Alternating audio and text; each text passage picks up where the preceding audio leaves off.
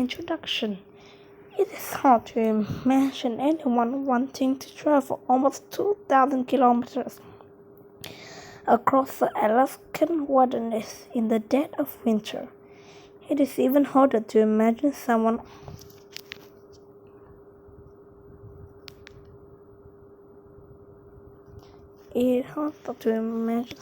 doing it behind a sled pulled by a team of dogs. Yet every year since 1973, dozens of people have participated in what's known as the last great race on Earth. The race, better known as the Iditarod, starts in Anchorage, Alaska, on the first Saturday in March. It is without a doubt one of the most grueling sporting events ever held.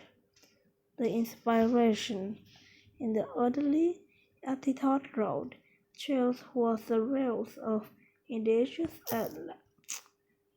Athabascan people.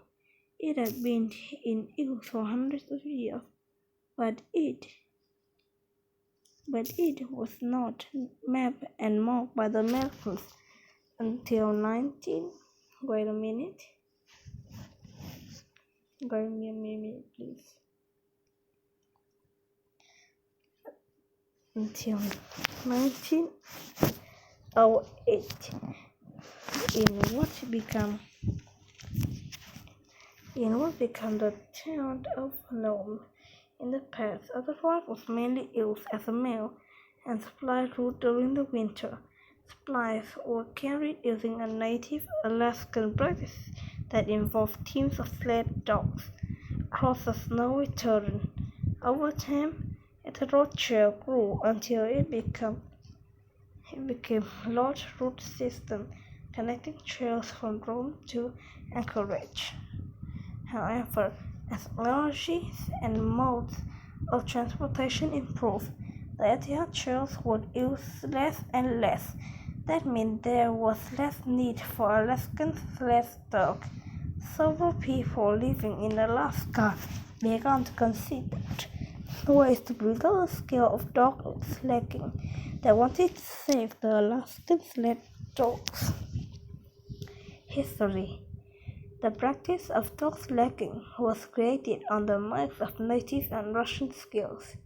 It was the main mode of transport in rural Alaska for centuries, but by 1967, dogs were being replaced by things now motorized cars and trucks. Two Alaskan Furry Pet and Joe Redders SR wanted to do something that would help save this 6,000-year-old tradition. Dorothy, an Alaska history buff, and Joe, a dog breeder and a musher, decided to hold a sled dog race along the Eastwood Trail, a route that saw more and more use during the Alaskan Road Rush, where the trails got its name from the native Alaskan who called the surrounding area Iditarod or the distant Lakes. The route of the first race was about 19 kilometers and took only 2 days to complete. In order to attract mushers, Joe and Dorothy raised $25,000 in prize money. This was enough money to get 58 mushers to enter, but the next year the race was cancelled because the mild winter led to lack of snow and lack of interest. Another race was held in 1969. The organizer could only raise enough money for 1,000 prize, and it only 12 marshals entered. But the lack of interest did not discourage Joe Reddington SR. He was determined to make the race longer and more challenging. In 1973, he extended the route to start 1,800 kilometers. It is now stretched from Anchorage to Nome, to the longest sled dog race in the world. Joe managed to increase the prize money to about $50,000. In 1973, 35 marshals entered the first official Iditarod, and It took the winners 20 days to complete the race. The last race finisher reached noon 12 days later. The route. The trail taken by the marshal carrying Sutter in 1925 covered only about half of today's northern Everett Race Trail. The current trail is two roads, northern and southern, which will speed off for 500 kilometers in the middle of the race. On even-numbered years, marshals take the northern route, and on odd-numbered years, they take the southern route. The official opening of the race is a bustling ceremony in Anchorage. The dogs make a ceremonial run from Anchorage to Eagle River. Then the dogs are trucked to the official start in Wasilla. This way, the dogs are not competing on the dangerous city street of Anchorage, and they should not have to cross the treacherous inlet. Not every team starts at the same. Instead, teams take off a 2-minute interval to prevent teams from running into each other. The difference in time of a race and the required 24-hour stop for future hold the team back for a few extra minutes. Since the race takes over a week to complete, there are 26 checkpoints along the route where marshals and dogs can rest. Before the race begins, marshals send dog food and other supplies to the checkpoint so that they will not have to carry them on the trail. The average distance between the checkpoint is 74 kilometers, longer than the entire 1997 race, and the greatest distance between checkpoints is 150 kilometers. The dogs can keep steady speed about 90 kilometers per hour for about 4 to 6 hours before they get tired. It's usually long enough to get from one checkpoint to the next. But the dogs also rest on the trail, so the marshal doesn't always stop at every checkpoint. In order to keep the safety on the course through the trackless wilderness, trail is marked with orange stakes and relative tape. Additional markers are set up in the mountains and along the coast. Each year, volunteers get set over 12,000 stakes.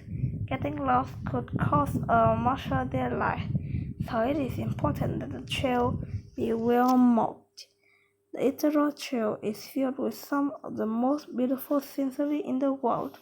It crosses at the Alaska Mountain Range at the gap known as Rainy Pass.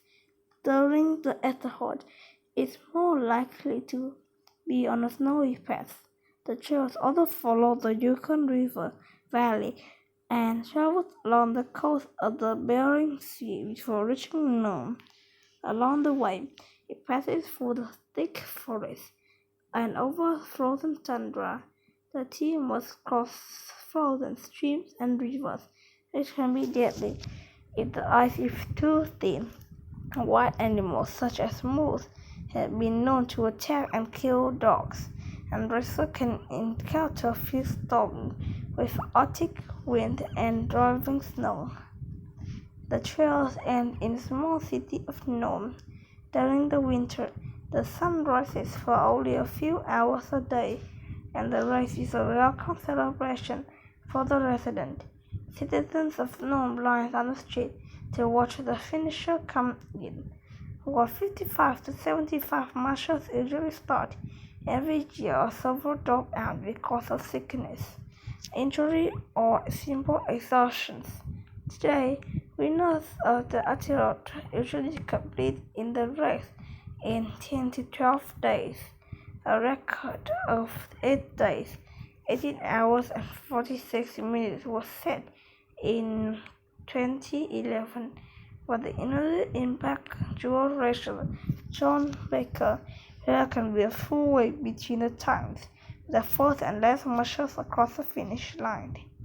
The marshals come from all walks of life.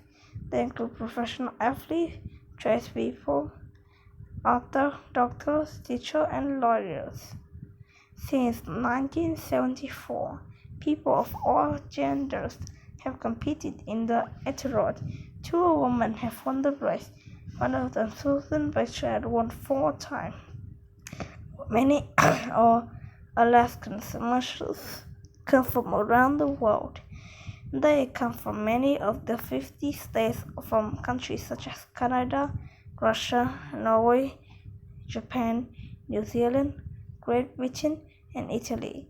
To enter the Iditarod, a marshal must be at least 18 years old. They must have competed in the previous Iditarod or 2 qualifying races of at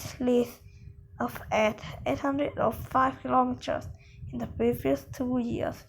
Sled dog racing is a solo sport, and no marshals compete in the Iditarod alone.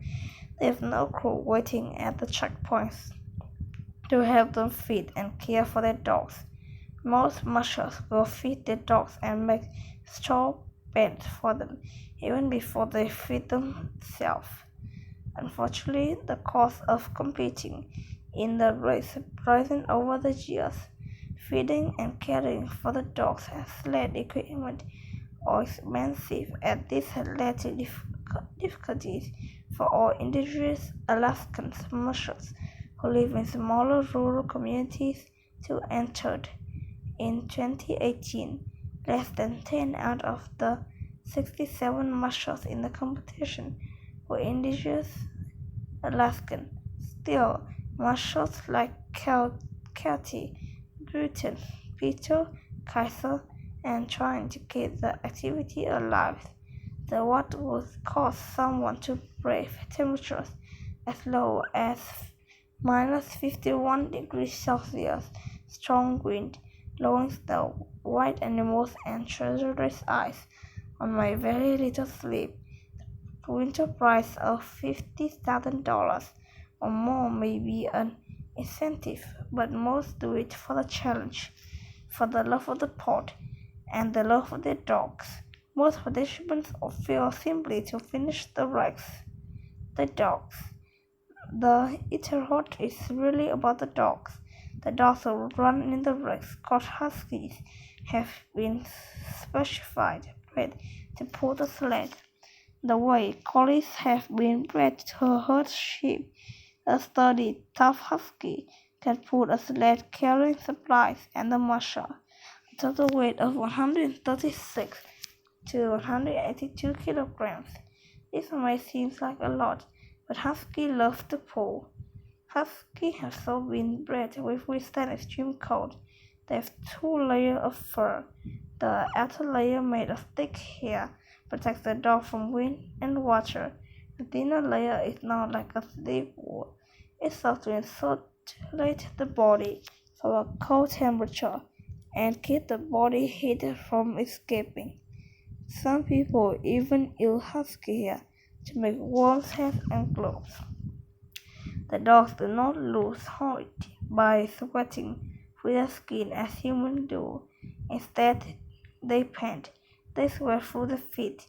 These adaptations allow huskies to run comfortably at temperature below -51 degrees Celsius. Huskies have also been bred to work as a team. This is important since the whole team must work together to pull a sled. An average team can have many as 16 dogs. Usually, an experienced lead dog runs at the front of the team and leads the pace. Huskies are extremely friendly dogs, and like most dogs, they love to please their owner.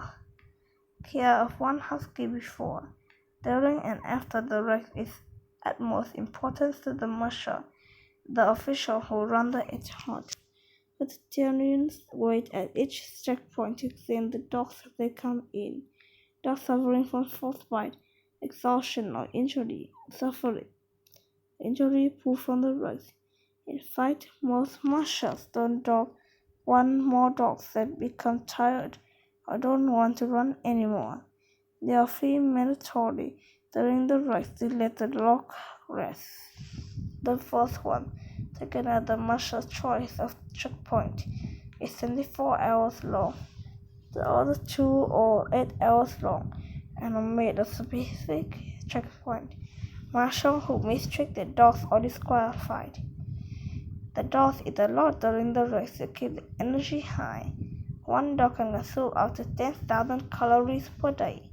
The dog's diet are rich in fat and protein from meat, poor fat, and dry the muscles well, so that the dogs will not lose heat. The dog typically eats 3 meals a day during rest, and they also get lots of snacks on the trail. Like any athletic team, the dogs go through rigid training before the race. Sled dogs are trained full from the time they are puppies.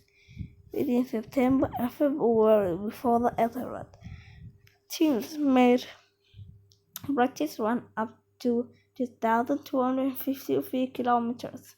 They also compete in smaller races of 322 kilometers or more. In the end, the best run team is usually the winner.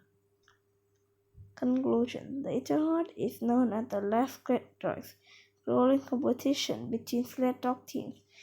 The race across the Alaskan wilderness for 10 to 12 days for more than $50,000 prize.